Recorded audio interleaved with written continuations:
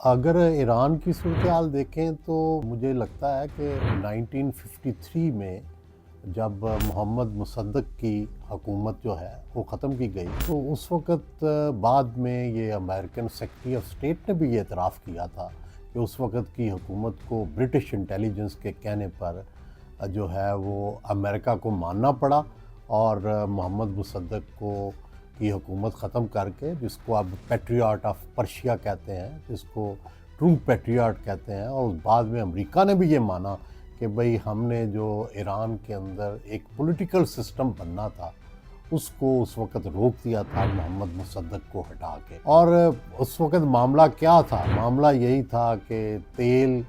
की जो कंपनियां हैं उनका मुनाफा किसको जाएगा, तेल की कंपनियां क्या उनका मुनाफा कितना बैरून मुल्क जाएगा और कितना ईरान को फ़ायदा पहुंचेगा, और क्या पॉलिटिकल रिफॉर्म्स होनी थी। फिर उसके बाद आपको पता है कि शाह ईरान को लाया गया, और शाह ईरान को लाने के बाद जो है वो किस तरह से अमेरिकन इन्फ्लुएंस रहा और किस तरह से जो है ईरानी जो तेल है और जो ईरानी फ़ौज है वो किस तरह से अमेरिका के साथ अलाइन रही। और जब इस्लामी इनकलाब 1979 में आया तो उसके बाद से जो मेजर नारा रहा मर्ग बर अमेरिका, वो छाया रहा। और शुरू में जो आपको पता है कि अमेरिकन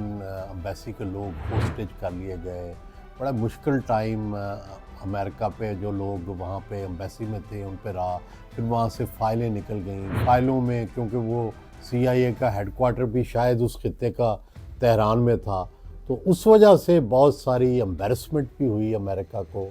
और फिर ये हम देखते हैं कि जो मुसलसल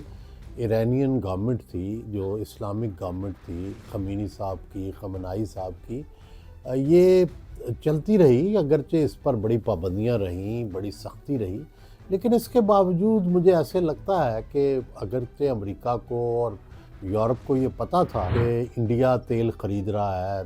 ईरान का पाबंदियों के बावजूद, रूस तेल ख़रीद रहा है पाबंदियों के बावजूद, और कई यूरोपीय ममालिक भी खुफिया तौर पर ये काम कर रहे थे। लेकिन शायद